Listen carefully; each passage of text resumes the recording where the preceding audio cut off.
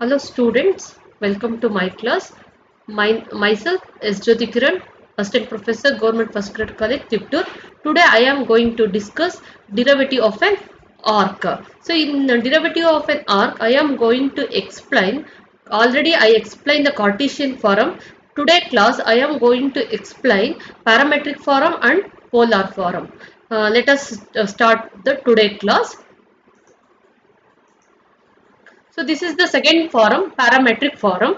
So in parametric form, we know that we are going to take two equations in terms of t variable or theta variable. Here I am going to take the variable t.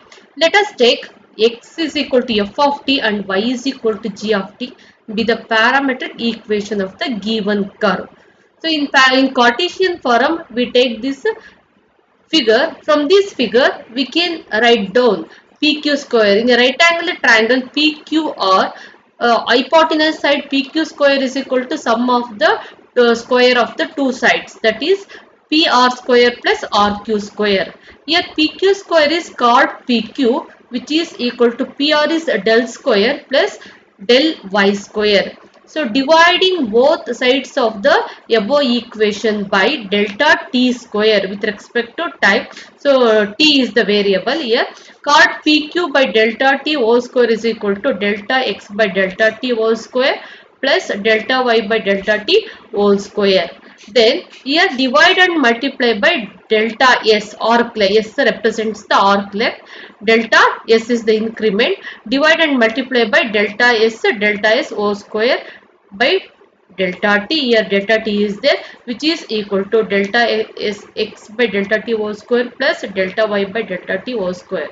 As q tends to p, as q is the point here, q tends to p, then time delta t tends to 0.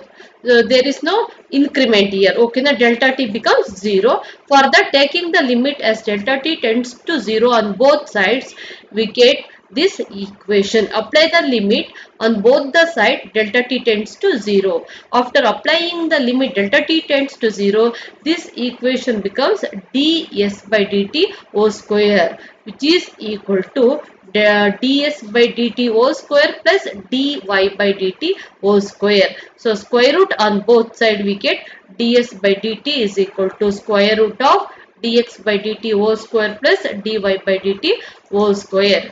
Then its corollary. If psi is an angle made by the tangent at the point P with x-axis to the curve y is equal to f of x, then dy by dx is equal to tan psi. Now we already know that ds by dx is root of 1 plus dy by dx whole square. Then ds by dx is equal to square root of 1 plus, here dy by dx is equal to tan psi. Psi is an angle made by the tangent at the point P along the x-axis. Then it will become tan square psi. 1 plus tan square psi is equal to secant square psi. Square and square root cancel, we get secant psi. Therefore, ds by dx is equal to secant psi. Again, we have to take along y-axis ds by dy is equal to square root of 1 plus dx by dy whole square. Then it will become ds by dy is equal to square root of 1 plus dy by dx is tan psi.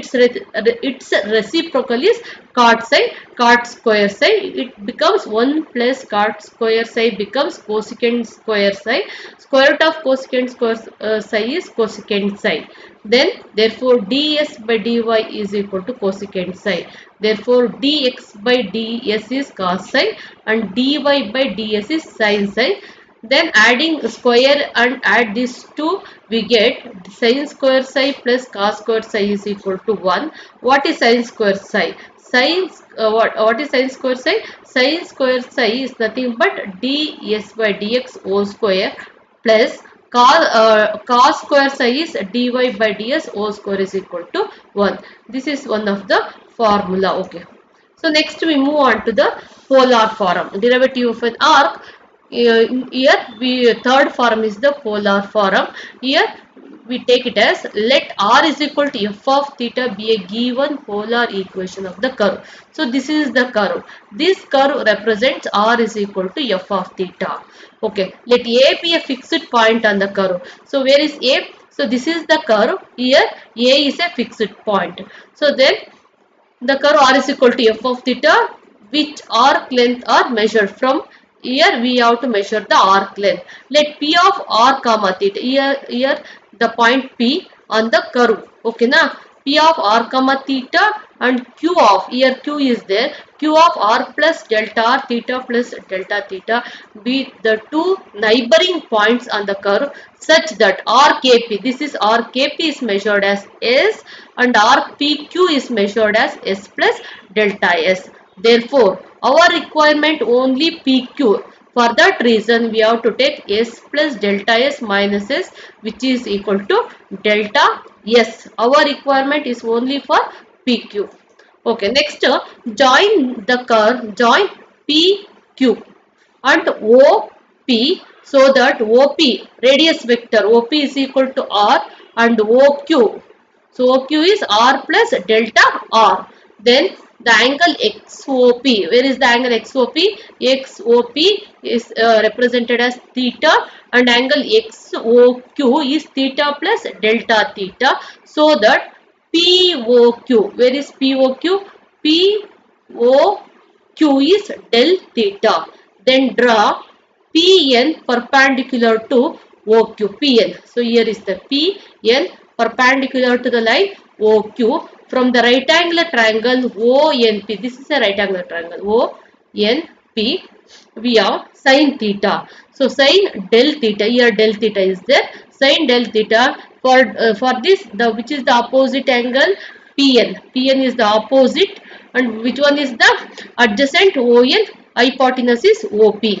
Pn by OP, that is Pn by OP is R, radius vector. Therefore, Pn is equal to R sin del theta. Then cos del theta. Define cos del theta adjacent side by which is adjacent side by hypotenuse, which is the adjacent side here. ON is the adjacent side and hypotenuse is OP. ON by OP. OP represents the radius vector R. ON is equal to R cos del theta. Again from the triangle PNQ. This is the triangle PNQ. We have PQ square. So this is the hypotenuse. Okay na? PQ square. This is the right angular triangle. Here PQ is the hypotenuse. PQ square is equal to PN square plus NQ square. Then Pn square plus NQ square. We have to find out this distance. For this distance, we have to write sum of from the origin OQ minus ON. Then we get NQ. Okay. OQ minus ON O square. So Pn square, already we know that Pn is R sin del theta plus OQ. OQ is, already we know that OQ is R plus del R minus ON. Where is ON? ON we find out ON is R cos del theta. Substitute here and we get PQ. PQ is nothing but chord. So chord PQ square is equal to R square sin square del theta plus, here on simplification we get 1 minus cos del theta, we get 2 sin square del theta by 2. Again one R term is there plus del R whole square. Okay. On simplification, dividing both sides by 1, equation 1 by del theta square, we get this equation. Divide on both LHS and RHS by del theta square. Then here divide and multiply by del S. Okay. So here 2R is there. 2R sin square del theta by 2. Again del theta by 2 plus sin del theta by 2 plus del R by del theta O square is there. Okay. So we have to separate this chord PQ by arc PQ. Del S is nothing but arc PQ whole square into del S by del theta whole square is equal to R square sin del theta by del theta whole square plus, here on simplification we get R sin del theta by 2 is whole divided by del theta by 2. Here 2 get cancelled into sin del theta by 2 plus del R by del theta whole square. Taking the limit as Q tends to be the point, the increment point is tends to P. ಅದು P ಹತ್ರ ಬಂದ್ರೆ there is the curve del theta tends to 0. We get apply the limit del theta tends to 0 on both sides. Then we get cot PQ by R PQ, its value is 1. We know that this value 1 into, after applying the limit, 1 into del S by del theta whole square is equal to, this is R square into 1. After this is 1. After applying the limit del theta tends to theta, this is a standard limit, okay na, plus r into, if for this function apply the limit, it will become 1 into, so this become 0 plus del r by del theta whole square. Then ds by d theta whole square is equal to r square plus del r by del theta becomes dr by d theta after applying the limit theta tends to 0. Then so this is the reference, okay. So next we get finally ds by d theta is equal to square root of r square plus dr by d theta whole square. This is the first form.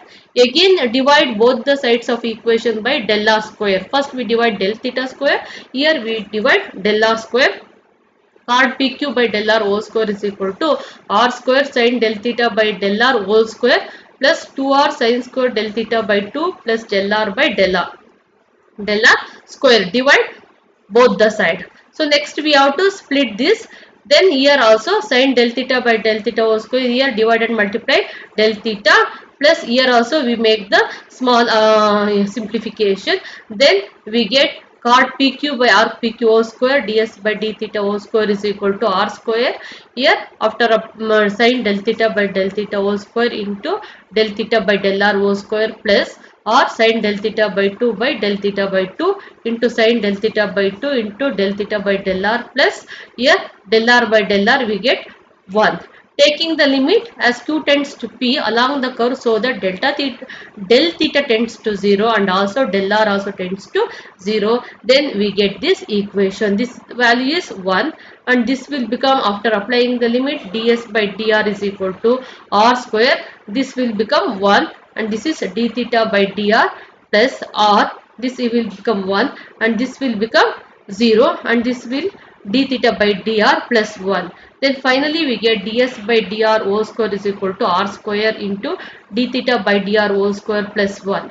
Thus ds by dr is equal to square root of 1 plus r d theta by dr whole square is the equation, is the required equation.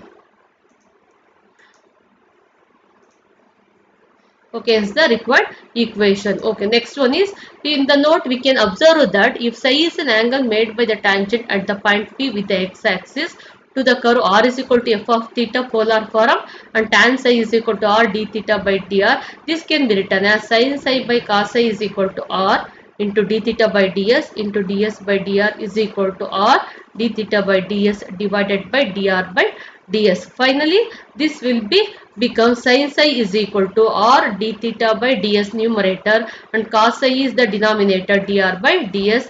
Then squaring and adding we get sin square psi plus cos square psi is equal to 1. What is sin square psi here? Sin square is r d theta by ds whole square plus cos square psi is dr by ds whole square plus 1. Yes, thank you.